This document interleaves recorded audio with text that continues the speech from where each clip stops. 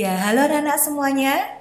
Bertemu lagi dalam pelajaran agama Kristen kelas 4. Hari ini kita akan belajar di tema yang baru di pelajaran 10 dengan judul Menjadi Saluran Berkat. Dapatkah kamu menyebutkan 10-20 berkat Tuhan di dalam hidupmu dan keluargamu? Ya, luar biasa berkat Tuhan ya. Bahkan kita bisa menyebutkan lebih dari angka itu. Anak-anak yang dikasihi Tuhan, sumber berkat dalam kehidupan kita adalah Tuhan Yesus. Ia memberikan kita akal budi dan kemampuan untuk mengelola semua berkat yang diberikannya. Namun sesungguhnya, berkat yang diberikan Tuhan dalam hidup kita tidak hanya untuk diri kita sendiri, tapi juga untuk orang-orang lain di sekitar kita. Oleh sebab itu, kita harus dapat menjadi saluran berkat bagi sesama di sekitar kita. Apa ya artinya menjadi saluran berkat? Ya, anak-anak, menjadi saluran berkat berarti kita menerima berkat dan merasakannya sebagai anugerah Tuhan. Kemudian, kita mengerti bahwa berkat itu bukan hanya untuk diri kita sendiri. Lalu bagaimana caranya agar kita bisa menjadi saluran berkat? Mari kita belajar dari beberapa kisah teladan di dalam Alkitab. Yang pertama adalah kisah mujizat 5 roti dan 2 ikan. Ingatkah kalian lagunya? Mari kita buka Alkitab kita dari Injil Yohanes pasal yang ke-6 ayat 1-13. Dari kisah itu, teladan apa yang dapat kita pelajari? Kita saksikan kisah mujizat tersebut lewat video singkat berikut ini. The Big Picnic.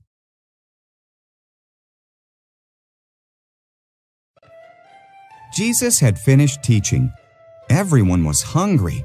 "Send them away to buy food," his disciples said. But Jesus wanted to show the people that they could trust God.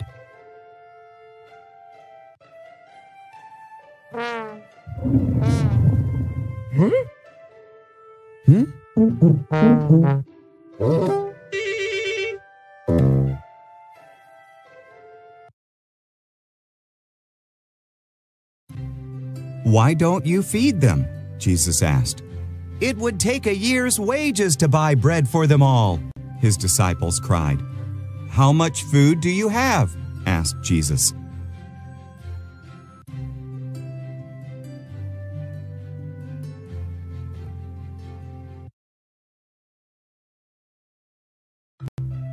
"There is a boy here," said Andrew, "who has 5 loaves of bread and 2 little fish." Jesus smiled. "Perfect. Tell the people to sit down on the grass."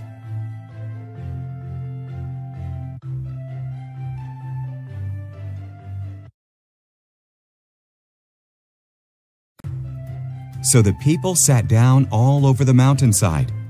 Jesus thanked God for the bread and the fish. Then he broke them into pieces for his disciples to hand out.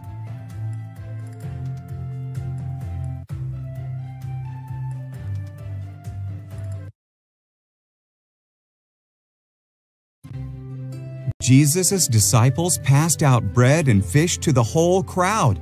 There were 5,000 men and lots of women and children too. Everyone ate as much as they wanted.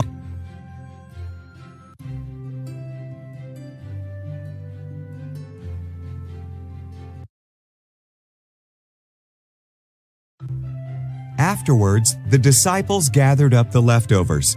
There were 12 baskets full, from just 5 loaves and 2 fish. The people knew they could trust God to care for them.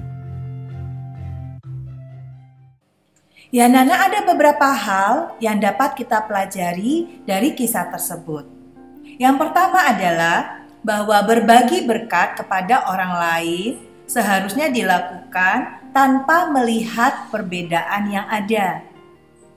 Apakah dia orang yang baik atau tidak?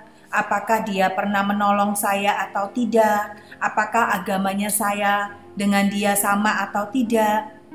Berbagi berkat kepada orang lain tanpa melihat perbedaan yang ada. Siapapun dapat menerima berkat Tuhan melalui diri kita. Yang kedua, kita membagikan apa yang ada pada kita kepada orang lain. Meski kecil dan sederhana, jika diberkati Tuhan, percayalah akan menjadi berkat luar biasa bagi orang lain. Yang ketiga, tulus dan ikhlaslah ketika kita berbagi berkat kepada orang lain. Anak kecil di dalam kisah itu memberikan apa yang dia miliki. Sederhana, tetapi ketika ia memberikannya kepada Tuhan, sungguh luar biasa menjadi berkat bagi begitu banyak orang. Yang kedua, kita akan belajar menjadi saluran berkat dari kisah Yusuf. Yusuf anak Bapak Yakub. Mari kita membaca Alkitab dari Kejadian pasal 45 ayat 5 sampai 8. Dari kisah tersebut, teladan apa yang dapat kita pelajari? Yang pertama, dari kisah Yusuf, kita dapat belajar bahwa kita menerima berkat Tuhan melalui keluarga. Misalnya, kita dapat berkat melalui orang tua kita, atau melalui saudara kita, anggota keluarga kita.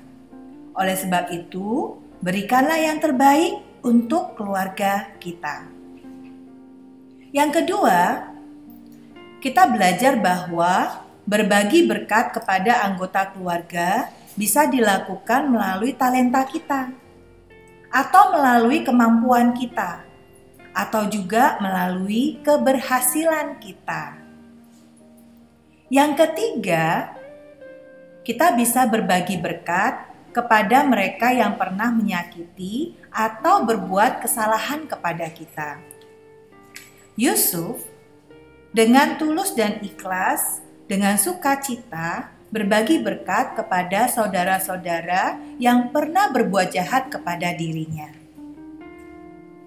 Nah, apakah kamu bisa menjadi saluran berkat bagi orang-orang di sekitarmu? Tentu bisa. Kalau gitu, apa saja yang akan kamu lakukan bagi mereka dalam 1 minggu ini? Bu Guru mengajak anak-anak semuanya untuk memiliki rencana 1 minggu ke depan. Tentukanlah orang-orang di sekitarmu yang akan menjadi sasaranmu untuk belajar menjadi saluran berkat. Jangan lupa catat tanggalnya, namanya, dan apa yang akan kamu lakukan sebagai wujud kerinduanmu untuk menjadi saluran berkat bagi mereka.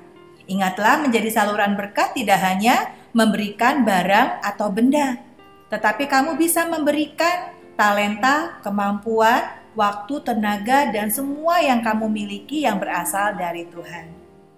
Akhir kata, selamat menjadi saluran berkat bagi orang-orang di sekitarmu. Kiranya Tuhan Yesus memberkati semua yang kalian kerjakan. Tuhan Yesus memberkati, sampai bertemu dalam pertemuan berikutnya. Bye-bye.